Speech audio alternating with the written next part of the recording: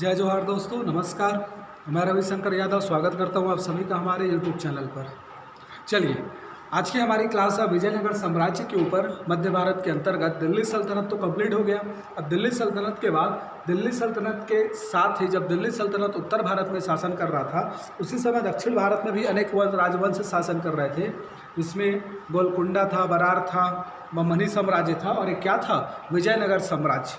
ये बहुत इंपॉर्टेंट साम्राज्य है जिसके बारे में अपने को पढ़ना है। एग्जाम में इससे क्वेश्चन पूछे जाते हैं। तो पढ़ना क्या है विजयनगर साम्राज्य में? एक पढ़ना है सामान्य बातें, दूसरा इसमें जो वंश ने शासन किया है, संगम, सुलु, तुलु और अराविडु या आरविडु, कई जगह अराविडु लिखा मिलेगा, कई जगह आरविडु लिखा, और अन्य बातें है ना। अन्य बातें के अंतर्गत भी हम लोग कुछ समझेंगे। चलिए आगे बढ़ते हैं हम लोग सामान्य बातें। और सामान्य बातें के अंतर्गत सबसे पहले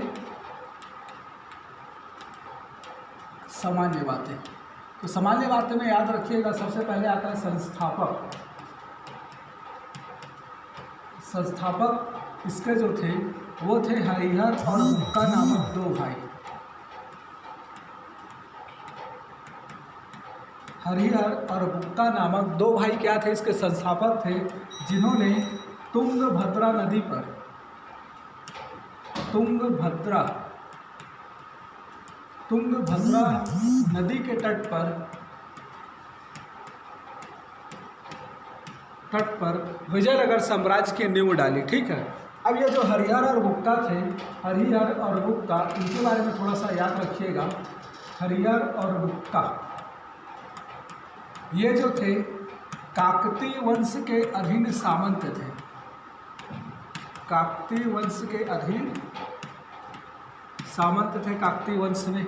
मोहम्मद बिन तुगलक, क्या बोल रहा हूँ, मोहम्मद बिन तुगलक ने क्या किया था? जब अपना वारंगल अभियान किया था, वारंगल अभियान, तो वारंगल अभियान के दौरान बंदी बनाकर हरिहर और बुक्का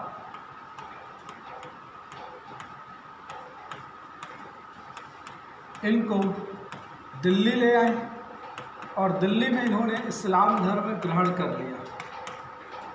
ठीक है जी। तो मैं क्या बोल रहा हूँ, हरिहर और बुक्का नामक दो भाई थे, इन्होंने इस वंश की क्या की थी? स्थापना की थी। और स्थापना के तहत हमने बात किया कि ये दोनों थे कौन? सबसे पहली बात, तुंगभद्रा नदी के तट पर क्या किया था? स्थापना किया था। और क्या बोल रहा हूँ, हरिहर और बुक्का जो थे काकतीय वंश के अधीन सामंत थे। मोहम्मद बिन तुगलक ने जब अपना अभियान किया था वारंगल का, तो इन दोनों को बंदी बनाकर कहाँ ले आए? दिल्ली ले आया गया और इन्होंने इस्लाम धर्म ग्रहण कर लिया। ठीक है, हरिहर और बुक्का ने। इसके बाद इस हरिहर और बुक्का को दक्कन विद्रोह को दबाने के लिए भेजा गया। दक्कन विद्रोह को दबाने के लिए भेजा गया। तो याद रखिएगा, दक्कन विद्रोह को दबाने के लिए भेजा गया। और इसी दौरान जब ये दक्कन में आए, दक्षिण भारत में आए, तो यहाँ इनकी मुलाकात हुई। एक नाम आता है माधव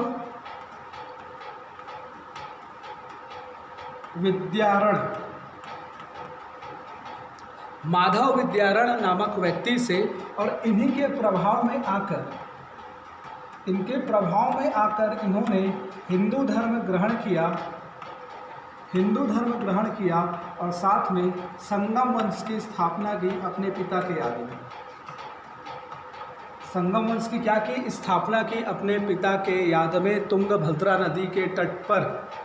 चलिए, तो इतना बातें आपको थोड़ा सा ध्यान में रखना है सामान्य बातें को लेकर। क्या क्या बोल रहा हूँ मैं? पहला बात कि भाई संस्थापक हरिहर और बुक्का थे। ठीक है। तुंगभद्रा नदी के तट पर इन्होंने क्या किया? इस साम्राज्य की स्थापना की संगम वंश के नाम से। अभी मैं बताया कि 4 वंशों ने शासन किया था। पहला क्या था? संगम। ठीक है। ये हरिहर और बुक्का कौन थे? तो वारंगल में जो काकतीय वंश शासन कर रहा था, जिसको मैं बताया हूँ प्रतापरुद्र देव प्रथम, प्रतापरुद्र द्वितीय, तो इनका जो शासन था उन्हीं के अधीन ये क्या थे? सामंत थे। जब मोहम्मद बिन तुगलक ने दक्षिण भारत में अभियान किया तो इनको गिरफ्तार करके बंदी बनाकर दिल्ली ले आया गया और यहाँ इन्होंने क्या कर लिया? इस्लाम धर्म ग्रहण कर लिया।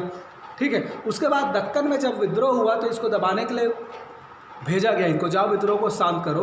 तब ये जो विद्रोह को शांत करने आए तो यहाँ मुलाकात हो गई माधव विद्यारण से। और इसी माधव विद्यारण के प्रभाव में आकर इन्होंने हिंदू धर्म ग्रहण कर लिया और तुंगभद्रा नदी के तट पर क्या किया, विजयनगर साम्राज्य या संगम वंश की नींव रखी। ये इनके गुरु कहलाते हैं माधव विद्यारण। तो ये क्या हो गया आपका, ये हो गया आपका क्या, सामान्य बातें। अब हम बात करेंगे थोड़ा सा वंशों की। चलिए, तो सामान्य बातें के अंतर्गत आप लोग इतना ध्यान में रखिएगा। अब हम लोग आगे बढ़ते हैं और बात आते हैं इसके राजनीतिक इतिहास में, जिससे सबसे पहले आपका क्या, संगम वंश। तो संगम वंश में 4 शासक हुए हैं जिनका आपको नाम याद रखना है। पहला आपका गुप्ता प्रथम, दूसरा आपका हरिहर सेकंड, तीसरा है आपका देवराय प्रथम एंड फोर्थ वन है आपका देवराय द्वितीय। इसका संस्थापक कौन है, तो संस्थापक कौन है आपको बता दिया मैं, हरिहर और गुप्ता। हरिहर और गुप्ता नामक भाई इसके क्या थे, संस्थापक थे। और इस वंश में अगर इनके अलावा देखा जाए तो गुप्ता प्रथम, हरिहर द्वितीय और देवराय द्वितीय नामक क्या, 4 शासकों ने शासन किया है। हमको इनके बारे में थोड़ा सा जानना है, ठीक है। अब यहाँ मैं गुप्ता प्रथम की बात करूँ तो यहाँ पर मैं लिख रहा हूँ एक क्या, नक्षन सोम। दूसरा मैं लिख रहा हूँ वेद मार्ग प्रतिष्ठापक।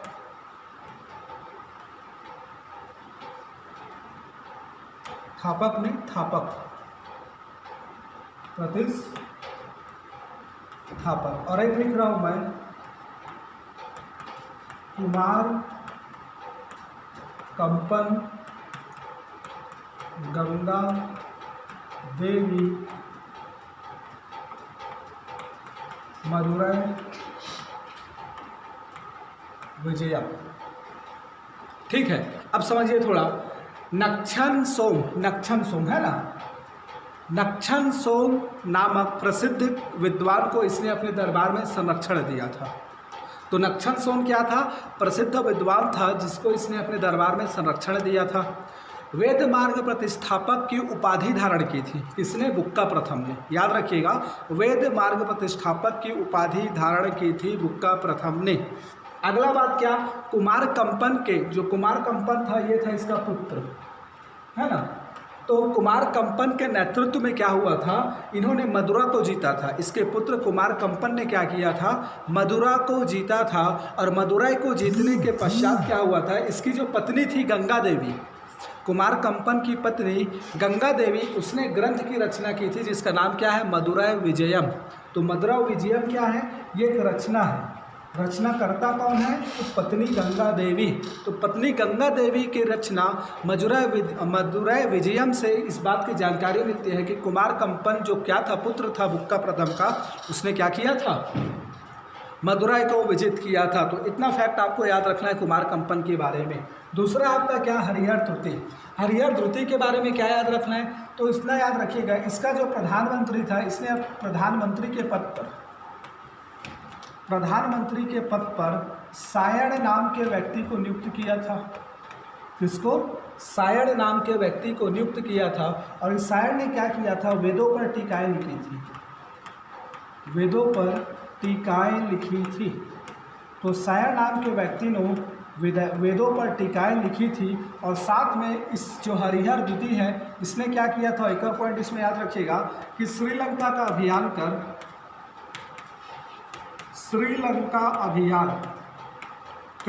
इसने क्या किया था, तो श्रीलंका से कर प्राप्त किया था, राजस्व वसूली की थी। चलिए, तो बुक्का और हरिहर द्वितीय में आपको इतना पॉइंट याद रखना है। बुक्का के बारे में क्या बोल रहा हूँ, इसने प्रसिद्ध विद्वान नक्षन सोम को अपने दरबार में संरक्षण दिया था, वेद मार्ग प्रतिष्ठापक की उपाधि धारण की थी। और साथ में क्या, इसके पुत्र जो कुमार कंपन था, मदुरै को जीता, जिसकी जानकारी हमको उसके पत्नी गंगा देवी की रचना मदुरै विजयम से प्राप्त होती है। हरिहर द्वितीय के बारे में क्या बोला जा रहा है कि इसने प्रधानमंत्री के पद पर सायण की नियुक्ति की थी। जिसने क्या किया था, वेदों पर टीकाएं लिखी। और साथ में क्या बोला जा रहा है कि इसने श्रीलंका का अभियान किया और क्या किया, श्रीलंका से कर प्राप्त किया। चलिए, इसके बाद जो आपका नाम आता है वो है आपका देवराय प्रथम और देवराय द्वितीय। प्रथम शासक था जिसने मुस्लिमों को सेना में रखा, मुस्लिमों को सेना में शामिल किया, प्रथम शासक था विजयनगर साम्राज्य का। दूसरा, इसने तुंगभद्रा नदी पर हरिद्रा नामक बांध बनवाया। हरिद्रा नामक बांध का निर्माण तुंगभद्रा नदी पर कराया, किस लिए, सिंचाई सुविधा प्रदान करने के लिए, अपने साम्राज्य के या जनता को सिंचाई सुविधा प्रदान करने के लिए। इसके दरबार में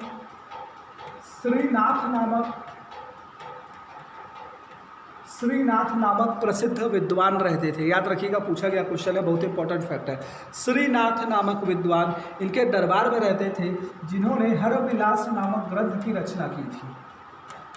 किस ग्रंथ की, हरविलास नामक ग्रंथ की रचना की थी। किसने, तो श्रीनाथ ने। इसी के दरबार में आपका आया था इटली यात्री था, जो क्या था, Niccolo de Conti. Niccolo de Conti. तो ये निकोलो डी कांटी था, इसने उल्लेख किया है कुछ बातों का। तो किन किन बातों का उल्लेख किया है, तो एक तो किया है सती प्रथा का। इसने बोला है कि विजयनगर में क्या होता था, सती प्रथा का प्रचलन था। याद रखिएगा, विजयनगर साम्राज्य में क्या होता था, सती, जो स्त्रियां सती करती थी अपने आप को, उसके बाद उनके मूर्तियों का निर्माण करके उनका सम्मान किया जाता था। यह विजयनगर साम्राज्य में ऐसी प्रथा का प्रचलन था। ठीक है, तो स्त्रियां जो भी सती करती थी उनका क्या किया जाता था, सती प्रथा के पश्चात, सती करने के पश्चात उनकी मूर्तियों का निर्माण करके उनके समक्ष उनके लिए सम्मान प्रकट किया जाता था, मूर्ति का निर्माण करके। दूसरी बात, इसने किन बात का उल्लेख किया है, तो दीपावली और होली। बोला इसने कि दीपावली और होली त्यौहार को बड़े हर्षोल्लास के साथ इनके द्वारा मनाया जाता था। बड़े हर्षोल्लास के साथ इनके द्वारा दीपावली और होली त्यौहार को मनाया जाता था। इस चीज़ की बात, अब जानकारी निकोलो डी कांटी से मिलती है। श्रीनाथ जो प्रसिद्ध विद्वान थे, इसके दरबार में थे, हरविलास नामक ग्रंथ की रचना की। इसने तुंगभद्रा नदी पर क्या करी है, हरिद्रा नामक बांध की स्थापना की। और साथ में प्रथम शासक था जिसने मुस्लिमों को सेना में भर्ती किया। देवराय अगर द्वितीय की बात करें तो इसके बारे में आपको दो बात याद रखना है। देवराय द्वितीय है ना, ये अपने सिंहासन के पास कुरान रखता था, है ना, सिंहासन के पास कुरान रखता था, मतलब तुष्टीकरण की नीति अपनाई थी। इसलिए मुसलमानों के प्रति सम्मान व्यक्त करने के लिए या मुस्लिमों का समर्थन प्राप्त करने के लिए क्या करता था, कुरान रखता था, है ना। भाई आपको किसी का सम्मान करना है तो आप उनके लिए क्या करो, काम करो। ये क्या करता था, अपने सिंहासन के पास हमेशा कुरान रखता था, मुस्लिमों के प्रति सम्मान प्रकट करने के लिए, है ना। दूसरा चीज़ क्या बोला जा रहा है, इसके दरबार में फारसी या ईरानी यात्री आया था, एक फारस का निवासी ईरानी यात्री, जिसका नाम था आपका क्या, अब्दुल रज्जाक।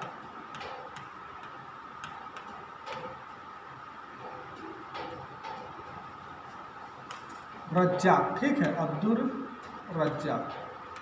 ऊपर इसको मिटा देते हैं। तो कौन आया था, अब्दुल रज्जाक आया था। और इस अब्दुल रज्जाक ने क्या क्या बोला, तो बोला कि विजयनगर साम्राज्य है ना, ये क्या था, काफ़ी संपन्न साम्राज्य था, काफ़ी संपन्न साम्राज्य था, जिसका खजाना हमेशा सोने से भरा होता था। खजाना हमेशा क्या होता था, सोने से भरा होता था। और साथ में यहाँ जो था लगभग 300 बंदरगाह थे। कितने बंदरगाह थे, तो बोला 300 बंदरगाह थे। तो याद रखिएगा, अब्दुल रज्जाक किसके दरबार में आया था, देवराय द्वितीय के दरबार में आया था, जिसने क्या क्या बताया कि काफ़ी संपन्न थे, खजाना हमेशा किससे भरा होता था, सोने से भरा होता था और साथ में 300 बंदरगाह के आसपास यहाँ थे। तो हमने क्या देखा, हमने अभी बात किया सबसे पहले जो मैं आपको बताया संगम वंश है ना, और हमने बोला कि कितने वंशों ने शासन किया है, 4 वंशों ने, संगम, सुलु, तुलु और अरविडु या अराविडु। ठीक है, तो हमने देख लिया संगम वंश। संगम वंश के अंतर्गत में आपको क्या बोला, हमको इतने शासकों के बारे में पढ़ना है। हरिहर गुप्ता जो संस्थापक थे, गुप्ता प्रथम, हरिहर द्वितीय, देवराय प्रथम और देवराय द्वितीय, और हमने देखा इन सब के बारे में हम लोगों ने क्या किया, बात किया देवराय द्वितीय तक। अब दूसरा जो वंश आया है ये आपका क्या है, सुलु वंश। कौन सा वंश, सुलु वंश। इस वंश के जो संस्थापक थे इसका नाम था आपका क्या, सुलु नरसिंह। सुलु नरसिंह इस वंश के संस्थापक थे। तो याद रखिएगा सुलु नरसिंह नामक व्यक्ति इस वंश का क्या था, संस्थापक था। इसके अलावा इस वंश में अपने को कुछ नहीं जानना है। तो याद रखिएगा सुलु नरसिंह इस वंश का क्या था, संस्थापक था। अगला आपका आता है तुलु वंश। तुलु वंश, इसमें हमको फिर से पढ़ना है। तो तुलु वंश संस्थापक एक था जिसका नाम था आपका क्या, संस्थापक। ये जो वंश का संस्थापक था इसका नाम था वीर सिंह। क्या नाम था, वीर सिंह। और वीर सिंह के अलावा अब अपने को इसे पढ़ना है 3 शासकों के बारे में। एक का नाम आपको याद रखना है जिसका नाम है कृष्णदेवराय, फेमस शासक इस वंश का। दूसरा आपका नाम याद रखना है अच्युत राय, एंड तीसरा आपको नाम याद रखना है सदाशिव राय। तो क्या बोल रहा हूं मैं, कृष्णदेव राय, अच्युत राय और क्या, सदाशिव राय, ये 3 प्रमुख शासक हुए हैं। ठीक है, चलिए बात करते हैं, हम लोग स्टार्ट करते हैं कृष्णदेव राय से। ये कौन थे, संस्थापक। कृष्णदेव राय की अगर बात किया जाए तो ये विजयनगर का सबसे शक्तिशाली एवं महान शासक था। सबसे शक्तिशाली एवं महान शासक, विजयनगर साम्राज्य का सबसे शक्तिशाली एवं महान शासक कौन था, कृष्णदेव राय, है ना। याद रखिएगा शतरंज में इसकी विशेष रुचि थी। शतरंज में इसकी विशेष रुचि थी। जैसे मैं आपको कविता बताया हूँ, कवि गुलरुखी नाम से कवि लिखता था, कौन, सिकंदर लोदी। ऐसी कवि की बात आएगी तो सिकंदर लोदी, और वैसी शतरंज का यदि नाम आता है राजनीतिक इतिहास में मध्य भारत में तो वो कौन नाम आता है, कृष्णदेव राय का। इसने आंध्र भोज एवं अभिनव भोज की उपाधि धारण की थी। याद रखिएगा ना, इंपॉर्टेंट है, कृष्णदेव राय बहुत इंपॉर्टेंट है। तो आंध्र भोज और अभिनव भोज की उपाधि इसने क्या की थी, धारण की थी। साथ में यदि बात किया जाए तो बोला जाता है कि इसने 2 ग्रंथों की रचना की थी। रचना तो 2 ग्रंथों की थी। एक इसकी रचना थी जिसका नाम है आपका क्या, अमुक्त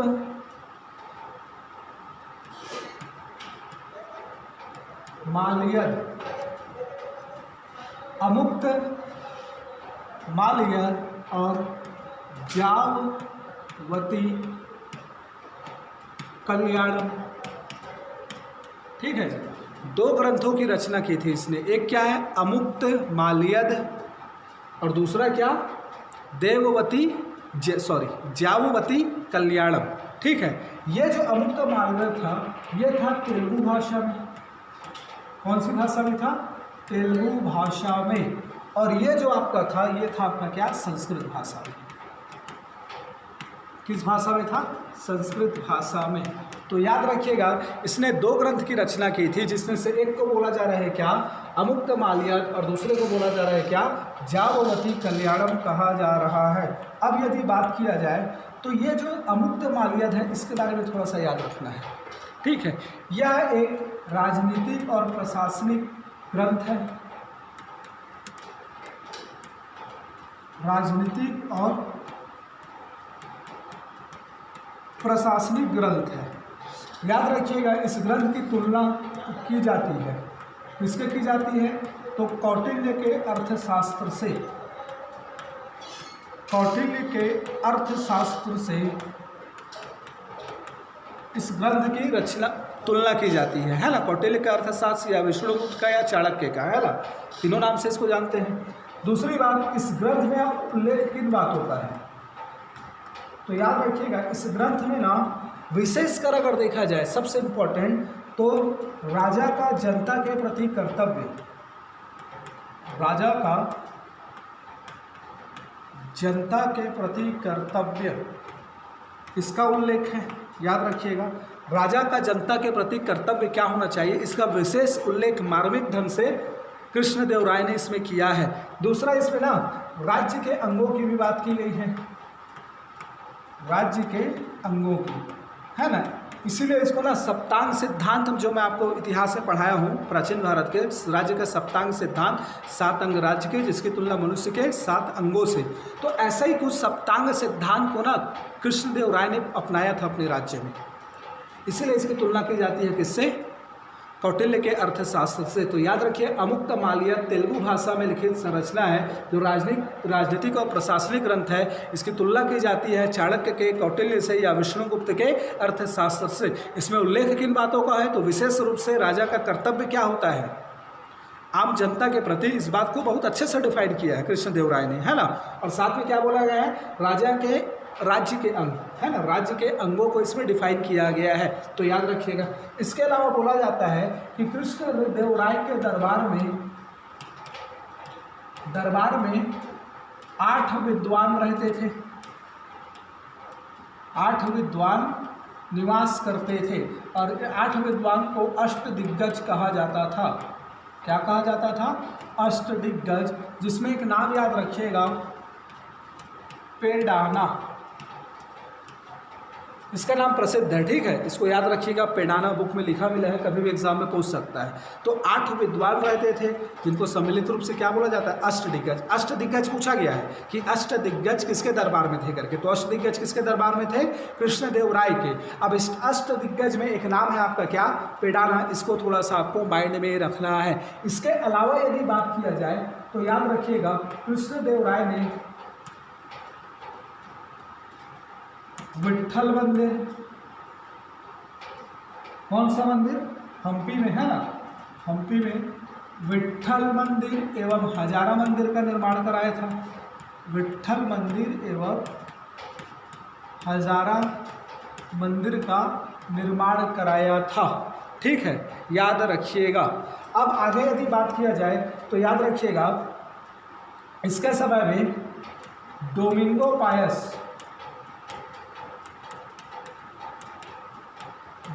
पायस और बारसोआ नामक पुर्तगाली यात्री आए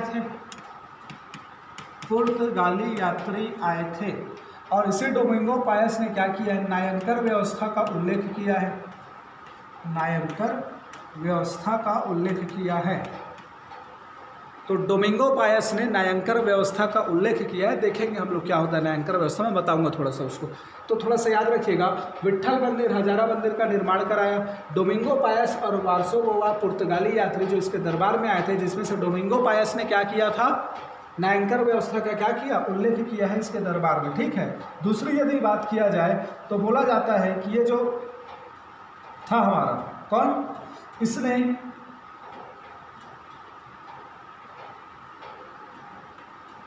विवाह पर लगने वाला कर को समाप्त किया, विवाह कर को क्या किया, समाप्त कर दिया, और साथ में विधवा पुनर्विवाह को बढ़ावा दिया।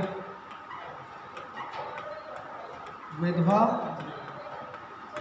पुनर्विवाह को क्या किया, बढ़ावा दिया था, या ऐसा बोल सकते हो विधवा पुनर्विवाह पर लगने वाले कर को समाप्त किया, समाप्त कर विधवा विवाह को बढ़ावा दिया।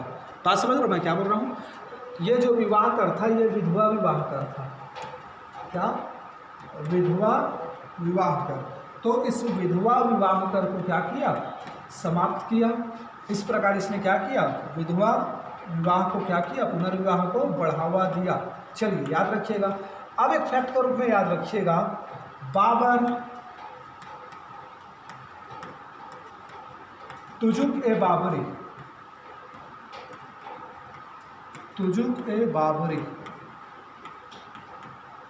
बाबर की आत्मकथा है तुझू के बाबरी, उसमें बाबर ने क्या बोला है, तत्कालीन समय के समस्त भारत में इस कृष्णदेव राय को अपने तुझू के बाबरी नामक आत्मकथा में एक शक्तिशाली शासक बताया है। मतलब बाबर की आत्मकथा में कृष्णदेव राय का वर्णन है और इसको एक शक्तिशाली शासक बताया है। तो याद रखिएगा हमने क्या बोला, कृष्णदेव राय के बारे में आपको थोड़ा सा जानना है। क्या क्या जानना है तो मैं क्या बताया, एक शक्तिशाली शासक था, शतरंज में विशेष रुचि थी, आंध्रभज एवं अभिनव भोज नामक क्या किया था, उपाधि धारण किया था। साथ में क्या बोला, 2 ग्रंथों की रचना की, अमुक्त माल्यद और ज्यावती कल्याणम। यह संस्कृत भाषा में था या तेलुगु भाषा में था। तेलुगु भाषा का जो ग्रंथ का अमुक्त माल्यद, यह एक राजनीतिक और प्रशासनिक ग्रंथ है जिसकी तुलना कौटिल्य के अर्थशास्त्र से की जाती है। इसमें उल्लेख क्या है, राजा का जनता के प्रति कर्तव्य का विशेष उल्लेख है और साथ में क्या, राज्य के अंगों का। इसके अलावा यदि बात किया जाए तो इसके दरबार में 8 विद्वान रहते थे, 8 विद्वान रहते थे जिन्हें क्या बोला गया, अष्ट दिग्गज कहा गया, जिसमें पेड्डाना क्या था, प्रमुख था। विट्ठल मंदिर, हजारा मंदिर का इसने निर्माण कराया था। इसके दरबार में डोमिंगो पायस और बारसोवा नामक पुर्तगाली यात्री आए थे, जिसमें से डोमिंगो पायस ने क्या किया, न्यायकर व्यवस्था का उल्लेख किया है। इसने विधवा विवाह कर को समाप्त करके विधवा पुनर्विवाह को क्या किया, बढ़ावा दिया। बाबर ने अपने आत्मकथा तुझू के बाबरी में कृष्णदेव राय का क्या किया, वर्णन करते हुए उसे तत्कालीन समय का एक शक्तिशाली शासक बताया है। नेक्स्ट आता है आपका क्या, अच्युत राय और सदाशिव राय। अब इनके बारे में थोड़ा सा जानना। अच्युत राय के बारे में बस इतना जानिएगा आप, है ना, कि इसके समय में ना एक मुनिज नामक पुर्तगाली घोड़े का व्यापारी आया था, है ना, क्या, मुनिज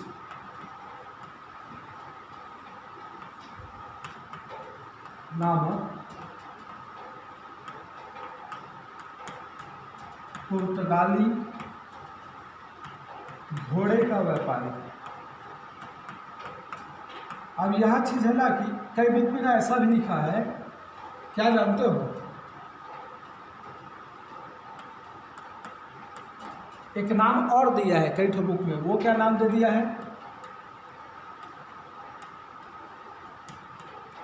फुरनाव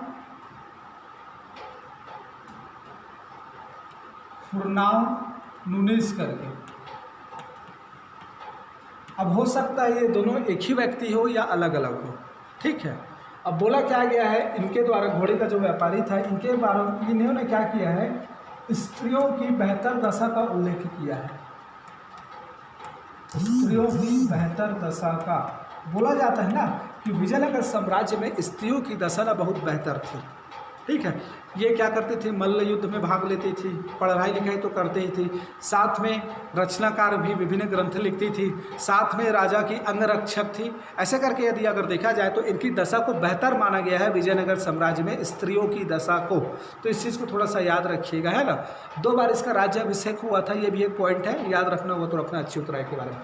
2 बार राज्याभिषेक हुआ था और दूसरा क्या, इसके दरबार में मुनिस या फुरनाव नुनिस, है ना, दोनों एक ही व्यक्ति हो सकते हैं, अलग अलग भी हो सकता है कि एक अलग ये व्यक्ति हो, ये भी आया हो, है ना, और ये भी आया हो, या हो सकता है दोनों एक ही व्यक्ति हो, बुक में अलग अलग नाम दिया हो। तो मैं क्या बोल रहा हूँ, पुर्तगाली घोड़े का व्यापारी आया था, इसने स्त्रियों की बेहतर दशा का वर्णन किया है। नाइयों के ऊपर लगने वाले कर को इसने समाप्त किया। नाइयों के ऊपर जो कर लगता था, नाई मतलब समझ गए ना, जो बाल बाल बनाते हैं उनके ऊपर कर लगाया जाता था, उस कर को इसने क्या कर दिया, समाप्त कर दिया। और साथ में बोला जा रहा है कि इम्पोर्टेंट पॉइंट कि इसके समय 1565 में तालीकोटा का युद्ध हुआ था। तालीकोटा युद्ध हुआ था। इस तालीकोटा युद्ध में एक तरफ था आपका विजयनगर साम्राज्य, एक तरफ आपका क्या था, विजयनगर, तो दूसरी तरफ आपका था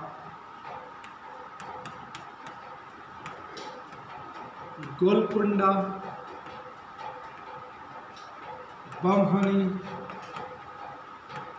बरार, बीदर, ये राज्य थे। तो एक तरफ कौन था, विजयनगर साम्राज्य, और दूसरी तरफ समूह में थे कौन कौन, गोलकुंडा, बम्हनी, बरार और बीदर, और आपस में युद्ध हुआ। इस युद्ध को बोला जाता है क्या, इन दो में, एक तरफ विजयनगर साम्राज्य, दूसरी तरफ ये थे, इनमें आपस में युद्ध हुआ। इस युद्ध को कालीकोटा का युद्ध कहा जाता है, जो 1565 में हुआ, जिसमें विजयनगर साम्राज्य क्या हुआ, पराजित हुआ। विजयनगर साम्राज्य क्या हुआ, पराजित हुआ था। अब इस तालीकोटा के युद्ध को ना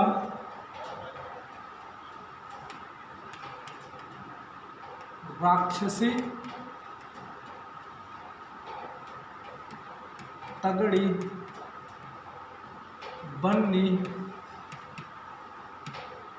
हट्टी, इस युद्ध के नाम से भी जाना जाता है। तो तालीकोटा के युद्ध को राक्षसी तगड़ी बन्नी हट्टी, है ना, के नाम से भी जाना जाता है। तो ये आपका क्या हो गया, एक वंश हुआ जिसका नाम क्या है, तुलुव वंश, तुलुव, है ना।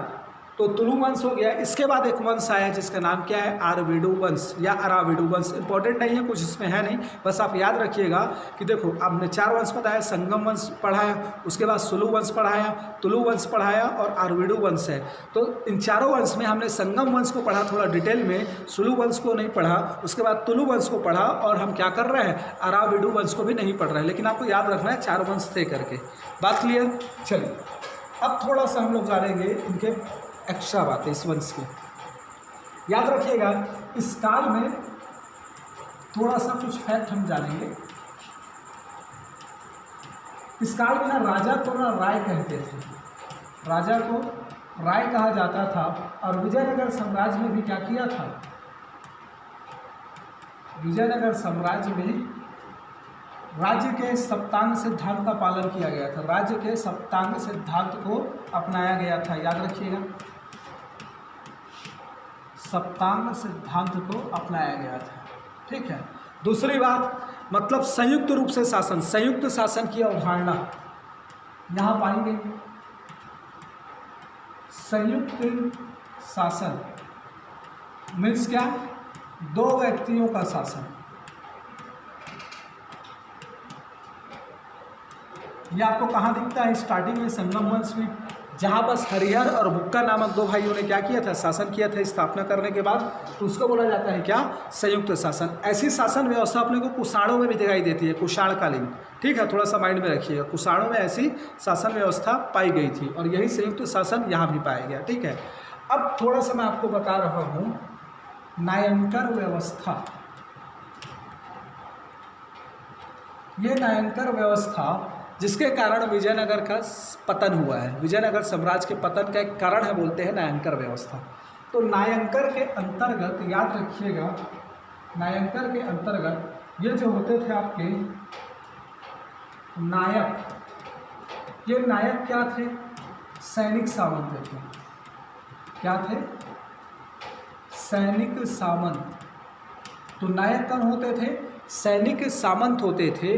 और इसी सैनिक सामंत जो होते थे, इन्हीं के समूह को क्या बोला गया था, सम्मिलित रूप से नायंकर कहा गया। समूह को क्या बोला गया, नायंकर बोला गया। अब ये जो सैनिक सामंत थे, नायक कौन थे, सैनिक सामंत थे। तो इनको जो सैनिक सामंत मतलब जिनके अधीन सेना होती थी, या बोल सकते हैं यहाँ पे अधिकारी थे, सेनाओं के अधिकारी, सेनाओं के अधिकारी होते थे, इन्हीं को क्या बोला गया था, नायक बोला गया था। और समूह को ही, इनके समूह को क्या बोला गया, नायंकर कहा गया, ठीक। ये जो सैनिक सामंत होते थे, इनको जो वेतन दिया जाता था, तो इनको वेतन देने के लिए क्या किया जाता था, नगद नहीं दिया जाता था। नगद ना देकर इनको वेतन के लिए क्या किया जाता था, भूमि का राजस्व। मतलब ये आप ऐसा बोल सकते हो कि इनको भूमि प्रदान कर दी जाती थी। क्या प्रदान कर दी जाती थी, भूमि, ठीक है। अब ये भूमि कहीं ना कहीं क्या होगा, ग्राम में होगा, है ना। तो इनको क्या प्रदान कर दिया जाता था, ऐसा बोलो आप, इनको वेतन में आप बोल सकते हो भूमि, लेकिन मैं यहाँ लिख रहा हूँ ग्राम, ग्राम प्रदान की जाती थी।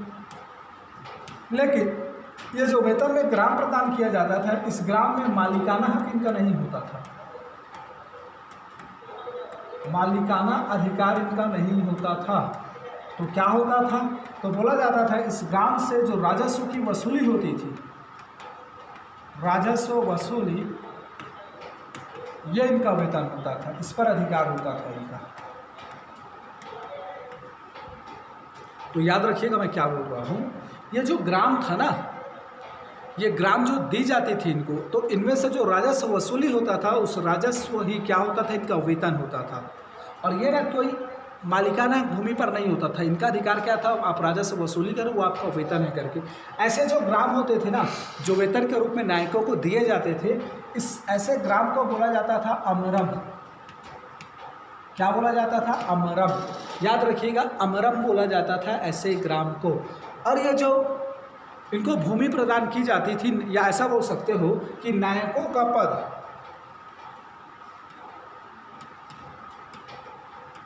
नायकों का जो पद था ये वंशानुगत होता था। क्या होता था? वंशानुगत। यहाँ तक एक और सिस्टम था कि ये अपने पद को बेच भी सकते थे, पद को बेच भी सकते थे, ये भी व्यवस्था थी।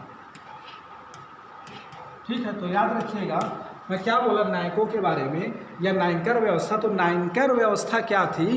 तो नायक कौन होते थे, या आप ऐसा बोल सकते हैं नायकों के समूह को ही क्या बोला गया? नायकर व्यवस्था बोला गया। और नायक होते कौन थे? तो नायक कौन थे? यह क्या होते थे? सैनिक सामंत होते थे। नायक कौन होते थे? सैनिक सामंत होते थे, जिनको वेतन के रूप में साम्राज्य से भूमि प्रदान की जाती थी। इस भूमि पर या ग्राम पर इनका मालिकाना हक नहीं होता था, लेकिन उस ग्राम से या भूमि से जो राजस्व वसूली होती थी उस पर उनका अधिकार था, वही उनका वेतन होता था। ठीक है, और ऐसी भूमि या ग्राम को क्या बोला जाता था? अमरम ग्राम कहा जाता था। ठीक है, ये जो इनका पद होता था ये वंशानुगत था, और साथ में ये इस पद को बेच भी सकते थे, ऐसी व्यवस्था थी। तो मैं क्या बताया, इस भूमि पर इनका मालिकाना हक नहीं था, ऐसे ग्राम को क्या बोला जाता था? अमरम। और ऐसे ही एक जो ग्राम था, ऐसे ही एक ग्राम था जो साम्राज्य का होता था या राजा का होता था, साम्राज्य का मालिकाना हक। मतलब कौन सा ग्राम? जिस ग्राम में मालिकाना हक भी साम्राज्य का है और साथ में राजस्व जो वसूली आ रही है वो भी किसका है? साम्राज्य का है। वहाँ पास क्या था फर्क? अमरम में मालिकाना हक नहीं था लेकिन राजस्व हक था। किसका? नायकों का। लेकिन यहाँ पास क्या होगा? राजस्व हक भी नहीं होगा। मतलब सिंपल बोला जाए ये खालसा भूमि है। जैसे आज आबादी भूमि होती है ना, जो सरकार की होती है, वैसी भूमि है ना। तो ऐसे ग्राम को क्या बोला जाता था? ऐसे ग्राम को भंडारवाद कहा जाता था। क्या बोला जाता था? भंडारवाद ग्राम। तो मैं आपको क्या बताया, एक ग्राम जो था उसको क्या बोला जाता था? अमरम बोला जाता था। और दूसरे प्रकार का जो गांव था उसको क्या बोला जाता था? भंडारवाद कहा जाता था।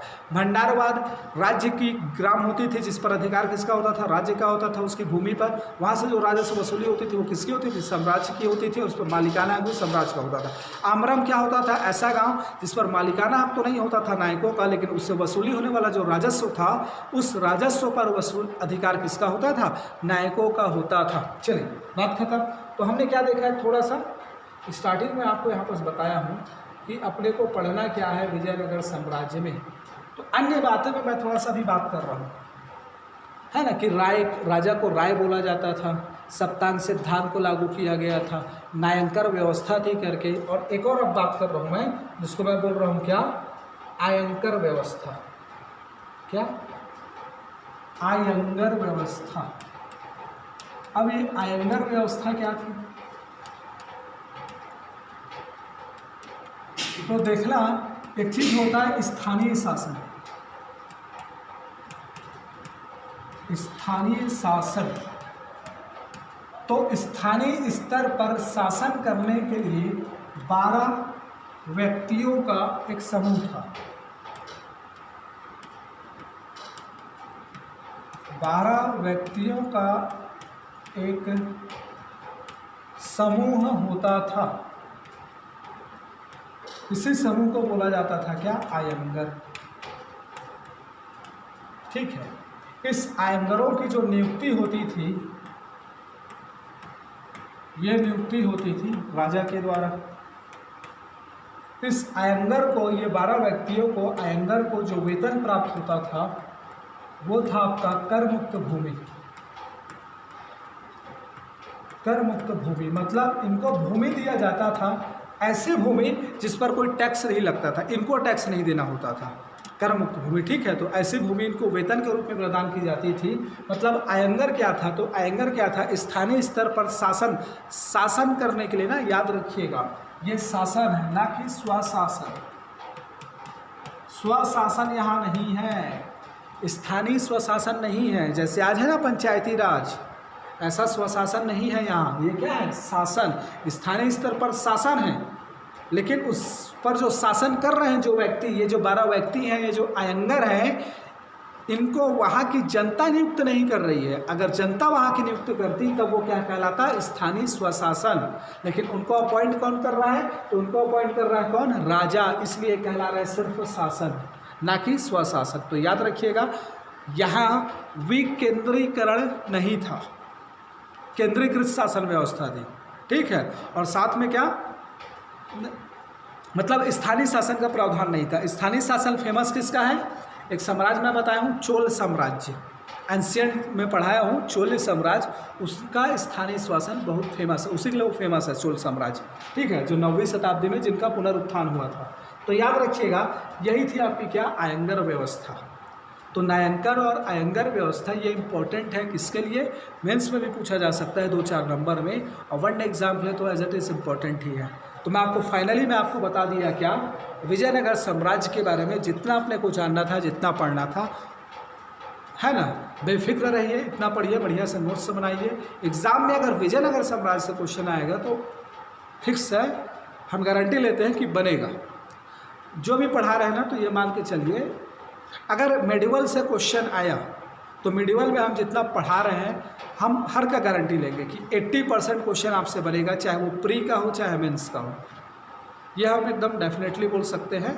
हाँ, कुछ क्वेश्चन ऐसे होते हैं जो नहीं बनते, मेंस में ऐसे चांसेस कम होता है कि कोई ऐसा क्वेश्चन आ जाए जो ना बने, क्योंकि जनरली बनता है।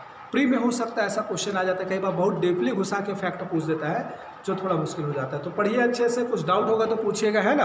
बढ़िया से पढ़िए, तगड़े से पढ़ाई करिए, बार बार रिवीजन करिए, हज़ार नहीं फिर भी कम से कम 20, 30, 40 बार आपको रिवीजन करना पड़ेगा, तब जाकर ना ये पूरा जो आपका एग्ज़ाम का जो पोर्सन है ना, जितना सिलेबस है उसका 60% करीब 70% करीब माइंड में बैठता है।